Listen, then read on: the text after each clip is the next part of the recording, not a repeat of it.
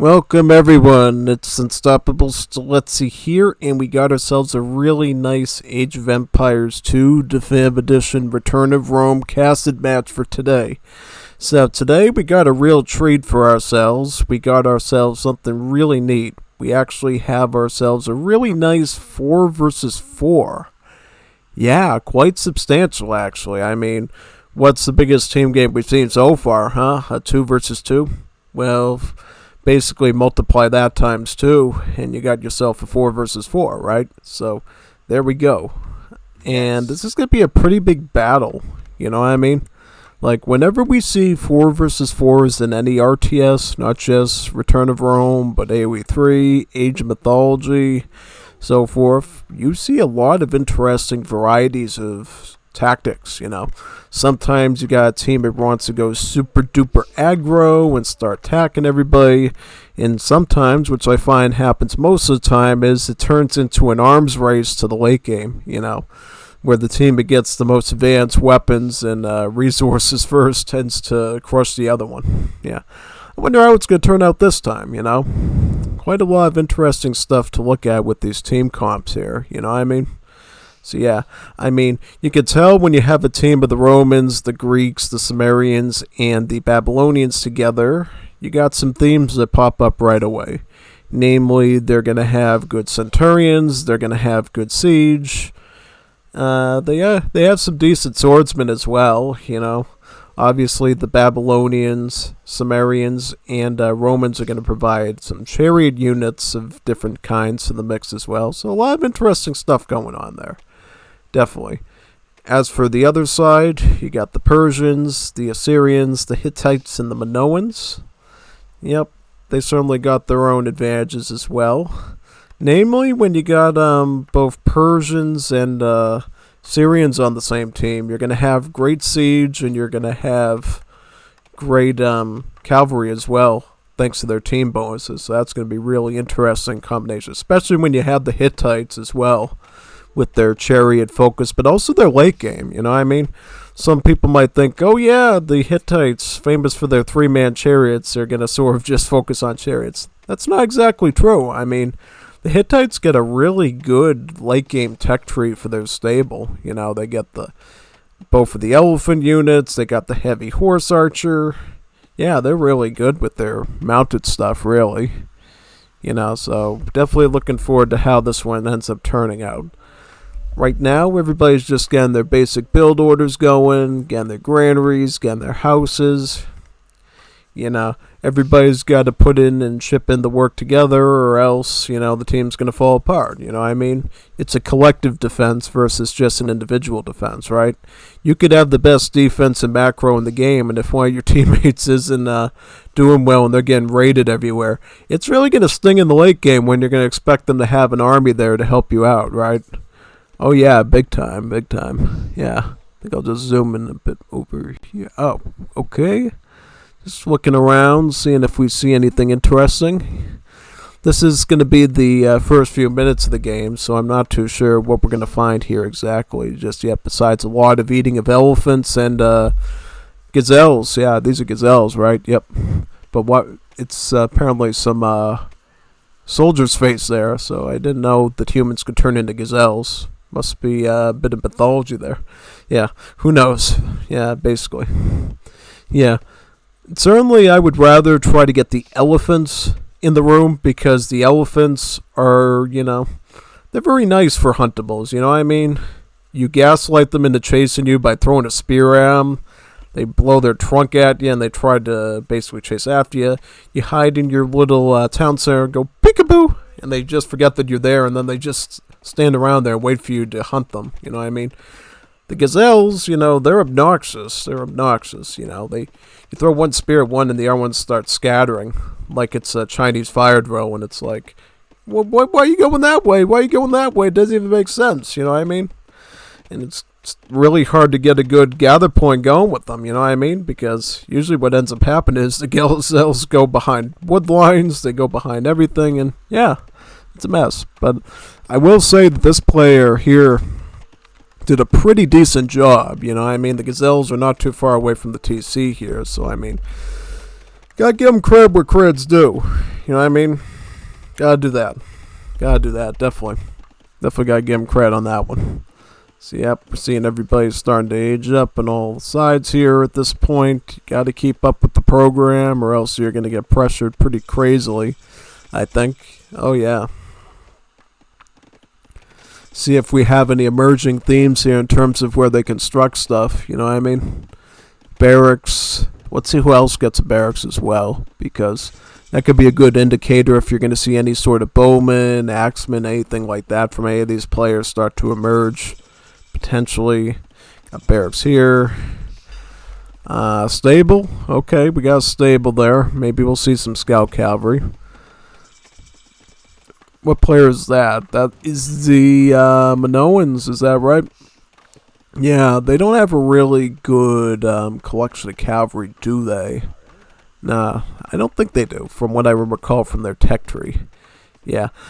The ones that are going to be the big cavalry players on the Minoans team are probably going to be the Persians, since they have a really good late-game stable, just missing the chariots. For the most part, the Hittites have a pretty good stable as well. Even the Assyrians get cataphracts, so I mean, if you're looking for good cavalry, it's not going to be coming from the Minoans. You know, the Minoans are probably going to be the weakest of the bunch there. Certainly. Yep, they're starting to do some scout cavalry now. The best thing is, of course, scouting, since it's literally in their name, scout cavalry, not sit in your base cavalry, you know what I mean? If they're just sidling around, then they're really not scouting, are they? Yeah, so they're probably just going to move around here and see, okay, what can they pressure at this point? Oh, look at this. We got axemen trying to pressure these bowmen. Ooh, nice. Yeah, this is one of the biggest things I always tried to do in Return of Rome when I used to play multiplayer matches with people was trying to get as many axemen out as I could to try to deal with the bowmen, because people were much faster than I was with their build orders, and they always got the archery range first. So I was like, how do I deal with all these bowmen, you know? I tried doing slingers a bunch of the time, and yeah, it went in many interesting directions, I will say that. So yeah, let's see what else we can see here. Yep, scout cavalry just running away. I mean, they could try to pressure the bowman one-on-one, but, you know, you definitely don't want to lose too many units here.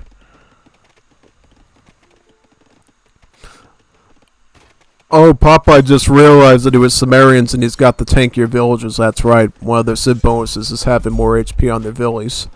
Yeah, we saw that in the other game, you know what I mean? Because the player was Sumerians, they were able to survive a lot of the heavy scout raids in the later game, part of the game. So yeah, having tankier villagers is always a neat thing when it comes to raiding at any point in the match. Not just early game, but late game too.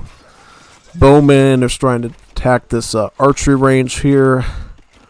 I mean, this is literally them doing archery practice, right? You see the little targets there? That's them doing archery practice, but from the other side of the wall. Yeah, pretty much. Yeah, Orange is going hyper aggro here. Look at these forward barracks and archery ranges. This is pretty huge, actually, you know. But how is their score? I mean, their score definitely looking pretty good. It's definitely better than the Assyrians here. Definitely can say that. You know what I mean? Well, the one advantage that the Assyrians have in this match is the fact that their archers fire faster. Yeah. I mean, when you look at the tech tree of the Assyrians, their archery range does not look that impressive, but the things that they do get, whether it's the chariot archers or just the plain old horse archers without the heavy, yeah, they fire faster, you know, so that's definitely something that they can rely on through the match, most definitely. Another interesting archer civ on the team as well is the Minoans, yeah. The Minoans actually get some pretty solid composite bowmen, if I recall, right? And basically in the Bronze and Iron Age, they get more range. So even in the Iron Age, you're going to be able to see a lot of composite bowmen, even though they are technically a Bronze Age unit, you know what I mean? That's one of the things that can happen in Return of Rome. Sometimes you'll see some Bronze Age units like Camel Riders and Composite Bowmen, depending on the bonuses, appear later in the game, you know. And of course, you know, with Chariots, since they are trash units, whether it's a Chariot Archer or the Scythe Chariot, they can definitely become a late game component once all that gold starts vanishing, which it will eventually. It will vanish at some point. Yes, this is a pretty large map with a lot of gold and stone on it, but Rest assured, we eventually will get to trash wars. When they come, should be interesting. Yeah. But to be fair, I mean, we got like 4 people here, right? So a lot of room to put down some markets and get some trade lines going. So maybe not a total trash war. We'll see. Depends on how well they can defend their flanks, and keep the long trade route from, basically all the way over here to here going, and then from here to over here. Yeah. Because the longer you make the trade route, the better you're obviously going to get more gold out of it from the values. So, yeah. Got some range units here, pressuring pretty well. But here comes the chariots. Chariot archers and regular chariots, yeah. Which player is this? This appears to be the Babylonian chariot archers and chariot archers and chariots, yeah. Had a bit of a tongue twister there. Yeah, basically, chariots are such a powerful Bronze Age option because, in general, they're going to be pretty easy to mass since they don't cost any gold. You just need a lot of lumberjacks, hunters, and farmers to be able to facilitate them. If you can keep that up, your line of chariots can go on for infinity and beyond, really. Yeah. It isn't until they start pulling out the stronger stuff like the centurions, the cataphracts, even the elephants that you're just gonna keep on to spam those chariots till they start screaming, I want to surrender at that point. Yeah, definitely. Yep, Hittites are up to Bronze Age, right? Yeah. Well, the thing about Hittites is they actually have the wheel technology research 50% faster, and it's 50% cheaper. Because the Hittites are really supposed to be your signature chariot civ. They're going to get chariots quicker before anyone else does, at least depending on when their age-up timing is. And even if they're a little behind, that means they'll just get it on time then. Which is great, since chariots is such a crucial part of their Bronze Age combat, really. Indeed, their chariot archers are a bit better too because they have 1 extra attack, so they can get a bit more damage out. That's one of the things that they can enjoy. Yeah, so what about the Romans? Where are the Romans at? Right here? Yeah. The Romans, they're just your plain old centurion and siege civ, but they also have scythe chariots too. So yeah, they got quite a few options they can rely on. Definitely. They got some stables here right now. They seem to be doing cavalry at the moment, probably for the increased bit of strength, Chariots, you need to get a pretty good mass of them to make a lot of value out of them since they are a trash unit, but the cavalry, much more substantial stats, but also fast, If you're looking for pure stats, like pure HP and attack, war elephants and armored elephants and Iron Age are going to be your friends, but if you need that mobility, basically, the cavalry are the best of 2 worlds. They're fast and they got some okay stats. Definitely. Obviously, once you run gold, they're not that great, but yeah, that's what good old friends the chariots are for. Yeah. So what's going on with this town center here? Looks like this forward base is still up. The archer rangers are still there. Cristiano here needs to do something really fast. What are these? He's got well, those are allied camel riders. That's good. Yeah, they'll help deal with any. But keep the camel riders here. I see the cavalry coming in right now from Rome. You gotta get the stinky camels out to scare the horses away with their smell. Yeah, that's exactly what we use camels for. Camels do stink, it's not even a lie. If you ever go to, I always say, go to, your petting zoo, go to, one of those farm places that has, a pet camel. You'll know what the scent is like without even going into the thing with them. Oh, yeah, you know it. Cavalry chasing the chariots down here. These chariots are literally running for their lives because, yep, compared to these guys, the chariots, they don't have the real stats. Until the reinforcements come, they literally called the chariot cavalry in, and look at that. Blowing the trumpets and the arrows come flying. Yeah. Take those out. Wonderful. Wonderful defense there. Good walling here by the Sumerians. This is definitely going to keep them from dealing with a lot of pressure. Yeah. Oh no, they just took down a structure there. That's not good. Now the cavalry are running right in. Making some camel riders though to get the cavalry out. But now they're going to start to witness the power of the Minoan composite bowmen with some extra range. They're going to be a real problem here, you know. This is the problem with these Minoan bowmen.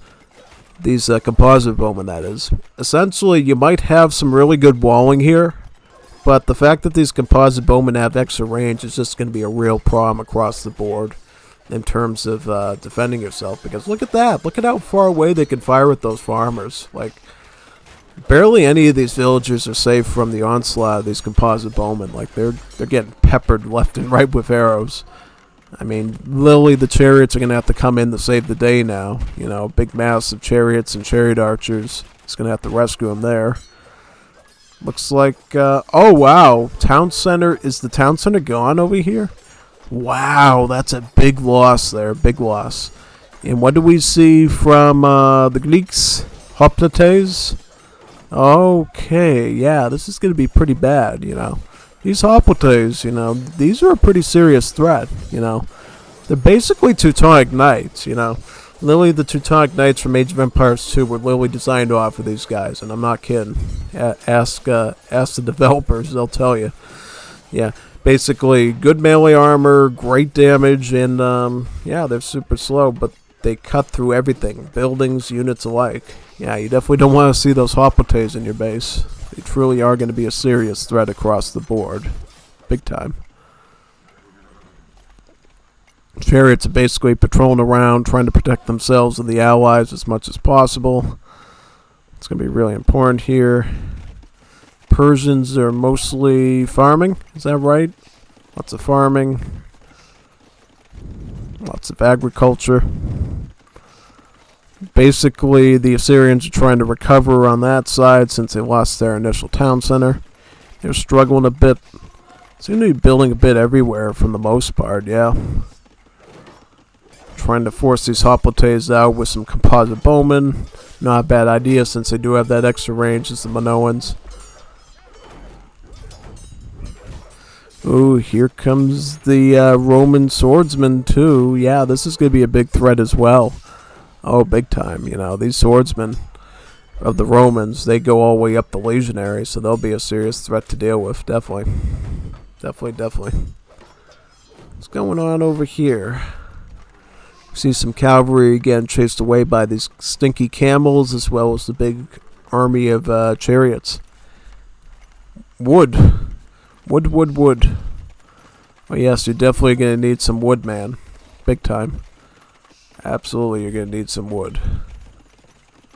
Too bad that they don't have the Sumerians on their team because the Sumerians help you get cheaper town centers. That would be a great asset to have right now. So that, too bad the Assyrians just can't say, you know what, I'm done with this team. I'm just going over to you, the Sumerians, so I can get some cheaper TCs going for less wood. Yeah, definitely. One good thing about Return to Rome is that your town centers don't actually cost stone at all, just wood. So, yeah, even if there's no stone on the map, I mean, you're still going to have town centers readily available to get a trash war going. That's always the good part of playing AoE 1 in Return to Rome is the fact that town centers are not limited to stone mines. Definitely a great asset. But towers, on the other hand, that's another story because the towers don't cost any wood. It's all stone, man. So if you don't have any stone, you're not getting no defense, you know. And your town slayers, they don't fire arrows, so you better find a way to afford those towers, really. Yeah, else you'll definitely be sorry. Seeing upgrades across the board here for their armory stuff as well as their eco domestication. That's for the farming. Basically, like your horse collar in AoE 2 adds more food to the farms. Wood chopping upgrades do increase the range of your archery units as well, so definitely keep that in mind. But again, wood chopping, just make sure you get those wood chopping techs as quick as possible, just so your archers can fly a bit farther in terms of their arrows. Somebody else is getting domestication on the right side. Getting some gold mining, it looks like. Yeah, a lot going on here. A lot to pay attention to. Both fronts are getting severely pressured down here. Oh, the Hoplites are moving in on the Hittites. What are they going to do? Are they going to be able to do enough with the chariot archers, or is that going to be enough? Yeah. I don't know. They might have some issues here. Maybe. Yeah, because the thing is, the chariot archers, though they are a range unit, they are a, more or less a trash unit. They don't hit that hard, you know what I mean? If you're looking for hardcore damage, your heavy horse archers are going to do a lot more damage later on, I would say. Yeah. And who actually is in the Iron Age? The Hittites are, so maybe something like horse archers is going to happen, It's totally possible.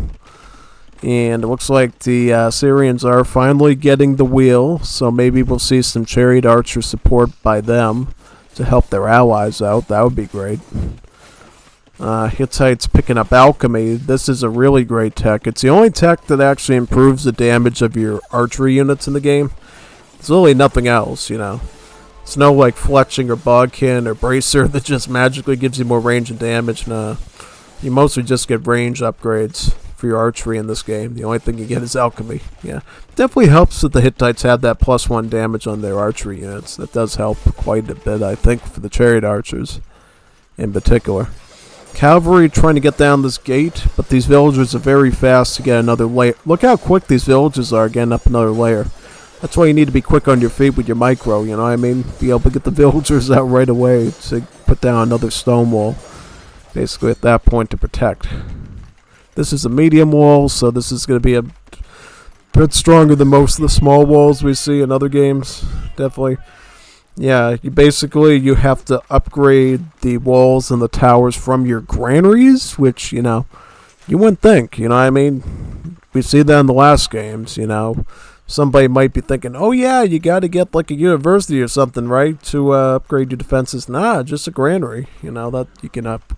You actually need that to even unlock those buildings, which you have to research text to do, actually. So if you go to like Tool Age, you're not going to be able to build any towers or walls until you research the proper technologies at the granary to even unlock the units. If you can't call them units or buildings, whatever. Yeah, basically. Tech tree is definitely something new to learn in Return of Rome and AOE1. If you've never played it before, you might not get it right away, so definitely give it a quick glance before you get into it, definitely.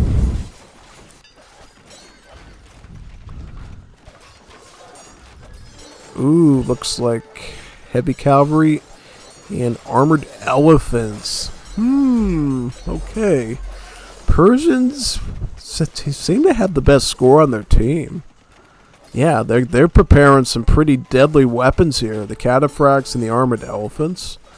Ooh, they're going to let the elephant in the room. That could be a serious problem, actually. Yeah. These elephants are pretty dangerous, You don't ever underestimate these elephants. These things are tanky, and they do lots of damage. And they're going to have cataphracts, like, leading the front charge for them. So this might be pretty substantial here. They might be able to, plow into this player. That might actually be pretty serious, actually. Oh yeah. Definitely look out for that one, I think the Sumerians might be in trouble here. Do you think so? You think they'll be in trouble? Oh yeah, definitely. I mean, here they come. Coming right in. They got some Roman broadswordsmen trying to defend. But nothing for the elephants, The elephants are definitely going to clean their way easily through that. And, yep, more armored elephants on the way. Composite bowmen are going to be joining them from the Minoans, providing that good cover support. Cataphracts looking around for any straggling villagers or buildings that they can snipe at. This is a pretty good push here, actually. But it's going to be a question if the Hittites can hold the line here, They are doing some chariot archers to try to hold the line, but they're basically going to have to do a lot of mobility here to deal with these hoplites. And they're really good tankiness, you know what I mean? These chariot archers have to sit there for quite a bit just to take out one of these hoplites. And while doing that, the other hoplites are going to be thrusting their spears into them, and it's going to become a pretty big mess, actually. Pretty big mess. Yep. chariot archer wall, trying to hold the line there by the that player there. Yep. Wow, interesting. Yep, the Babylonian chariots. Not a bad unit indeed for their tech tree wise. Definitely not. Where are these at? These still... Oh, these are Scythe chariots now. This is going to be even better. Yeah, the Scythe chariots are truly one of the best trash units you can get in any AoE game, I think. The Scythe chariots definitely hold their value, you know. They got splash damage, you know, so they can hit multiple things at the same time, which is great. You know, definitely great. The one thing they're going to have to worry about, though, is these armored elephants, because these armored elephants, they can eat through you pretty quickly, you know. If we don't discount these things, these elephants will completely trample through anything that you try to put in front of them. The only thing that really you can use to try to stop them is like centurions, phalangites. Yeah, which we're starting to see on the Minoan side. Yeah, the Minoans, you know, they got that wonderful full tech tree line on the academy to get up the centurion, so that'll be a good unit to support the elephants with, because that way, you know, you got proper anti-cavalry to basically support these armored elephants in their push, you know what I mean? They're already got pretty decent mass of the hoplites, which should become phalangites any second. 5, 4, 3, 2, 1, spear off, yeah. Stronger spearmen, exactly what you want. That alchemy is going to be added to their composite bowmen, so the composite bowmen are going to be in much better shape as well. Using this big mass of composite bowmen to help protect the Hittites here and hold the line, because unfortunately, as you know, the Syrians got pushed out of their base, so they're working off of this little corner here, and then you got the Persians over here, basically. Now, the Persians, you know, they're going rampant. They're ripping everything apart with these elephants. You know, these elephants, once they get going, it's hard to take them down. You know, they go through everything. Military buildings, houses, you name it. It's going to be really... And then the Cataphracts are actually going into the Romans all the way over here. And going to start some problems on this side. Yeah, raids in Return to Rome are very scary, you know. Your town centers do not have cover fire of arrows, so I mean... You better hope that somebody gets their army over there fast and deals with her, or else they're going to have a totally raised base. You know what I mean?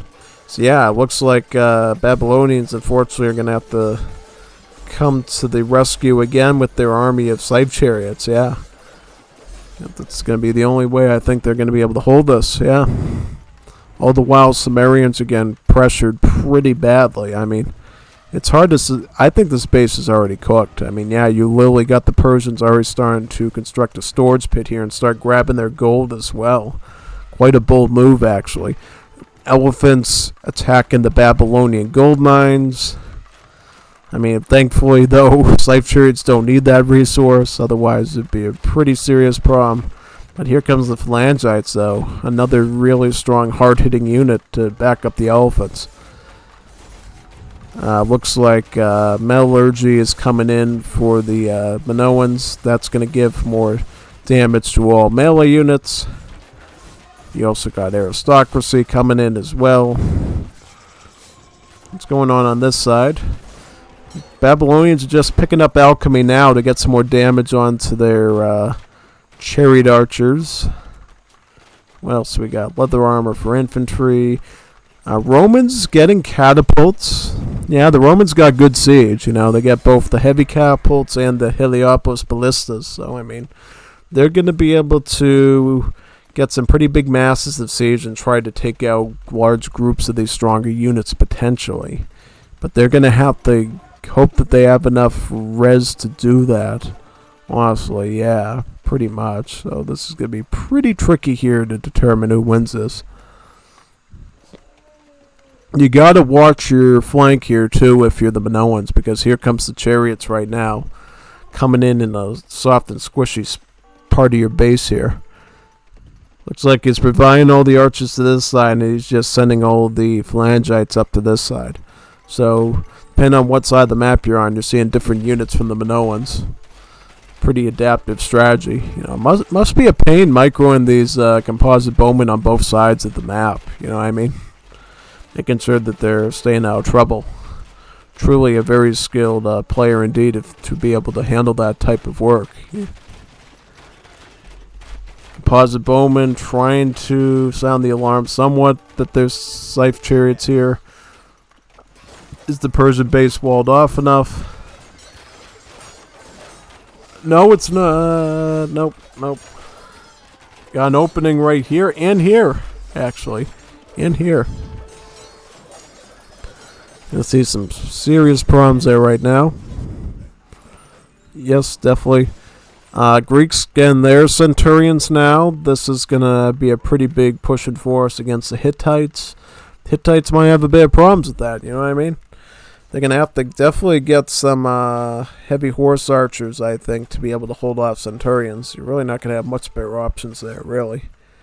Yeah, definitely not. I mean, they already got some horse archers right here, as you can tell, but they don't even have the heavy horse archer upgrade in yet, so it's a good question, actually. Got a single war elephant. Looks like Minoans also picking up their siege upgrade, siegecraft. Again, catapult. Oh yeah, they definitely got some good siege weapons, particularly their catapult, so that's going to be really good.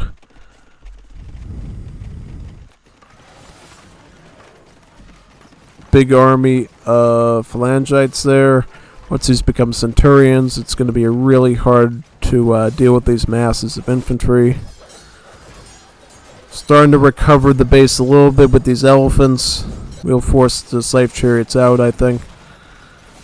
These alchemy boosted chariot archers are doing their best to try to pepper down these elephants, but it's really hard because of how much HP they have.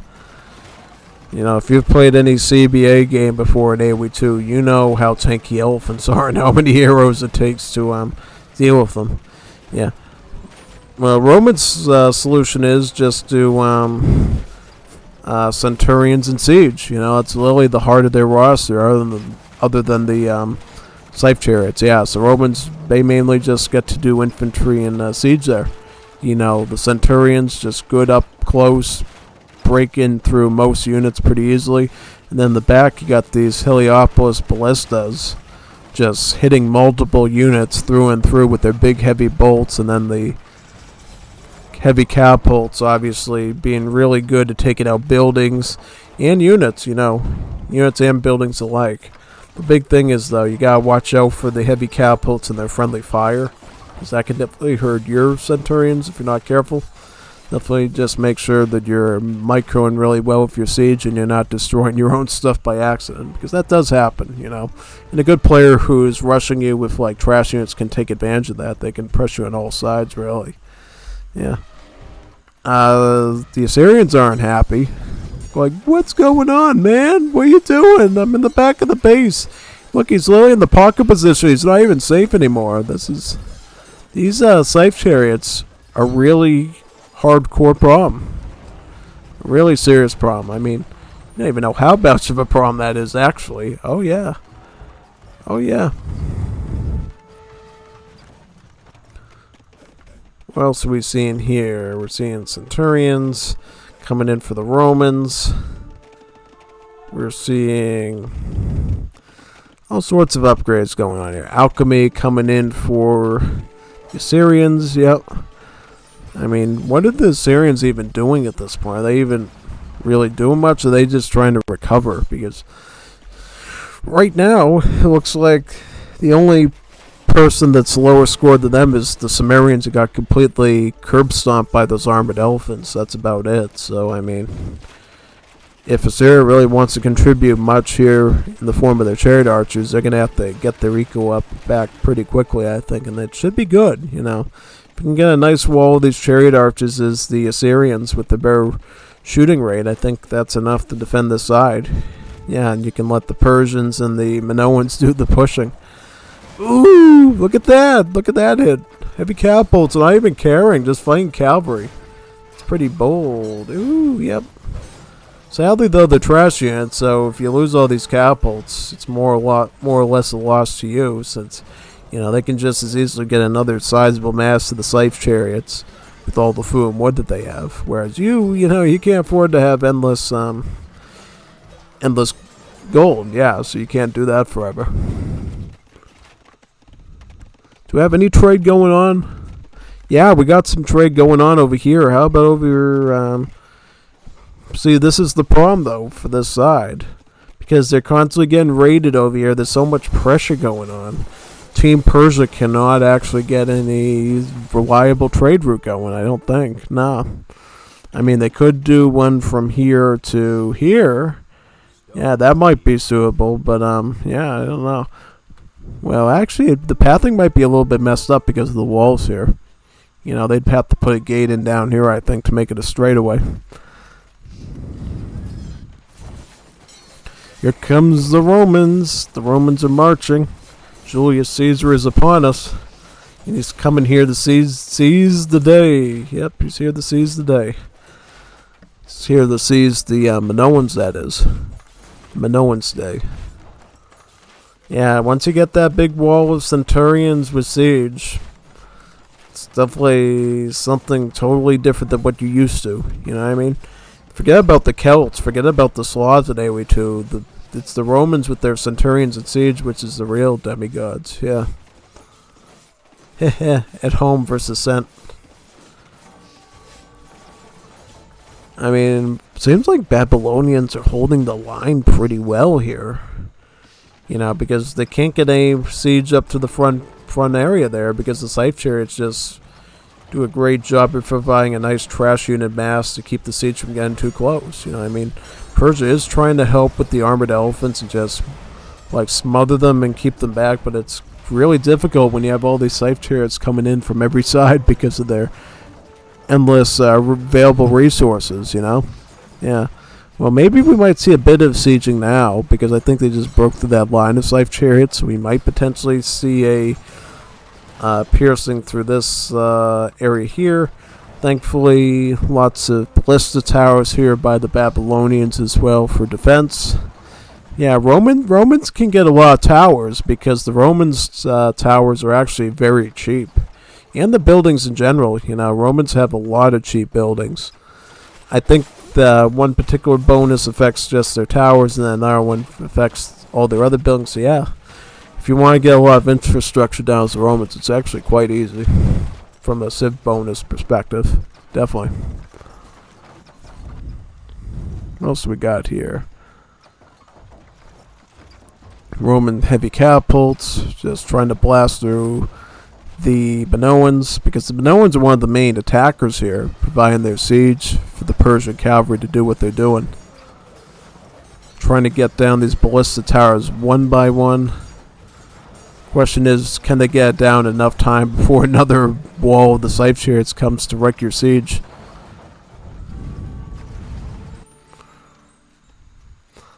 These stray armored elephants are trying to find little pockets of villagers here and there, mainly for the Sumerians. Probably just finish them off pretty soon, yeah.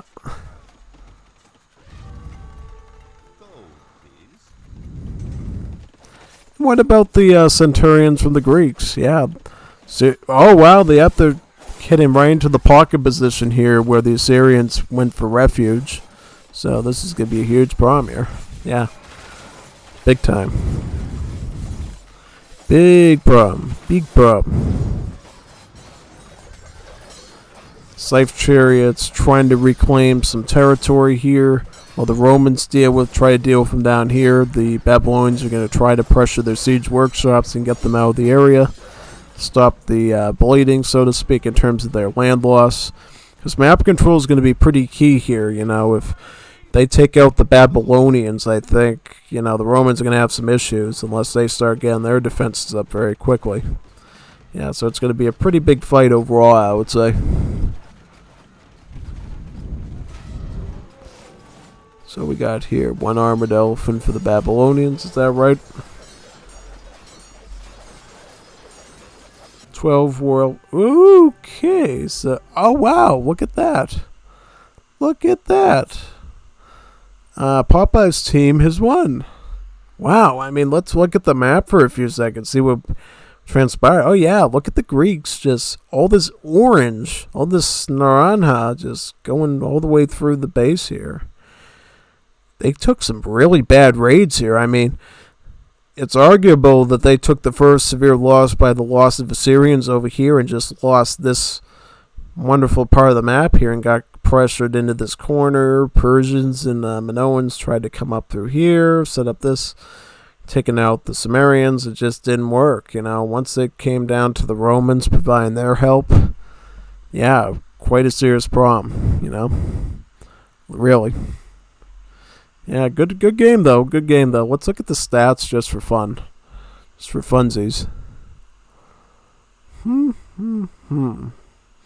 Looks like the Persians were really the star on their team.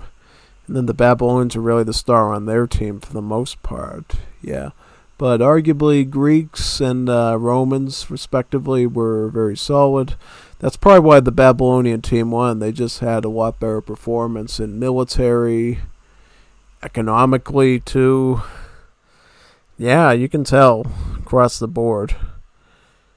Yeah, definitely. So let's look at some of these other stats. Military. This is what the graphs look like overall.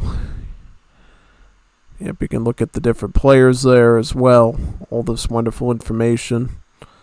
Then the economy. This is where the economies really went in terms of graphs overall. And then technologies. This is what the techs look like. Then society, information. Here you go. Yeah, quite a good 4 vs 4, Definitely looking forward to doing more of these in the future, you know what I mean? With every one you do, I just learn more and more things about this wonderful game, That's what this is all about, I don't think there's a lot of Return of Rome players out there, you know what I mean? You got part of the AOE1 community literally playing the original AOE1. You got, AOE1 DE that still has people. And then, you got the Return of Rome folks. So if we can get a lot more Return of Rome people, maybe we could see even more of these Casa games. Who knows? Maybe even we get streams one day. Wouldn't that be good? Yeah, so anyways, I'll see you next time whenever we get another recording. And I'm signing off now from this one. See you later. There's no alligators on this map, so, I don't know, chariots? Yeah, why not? Okay, see ya.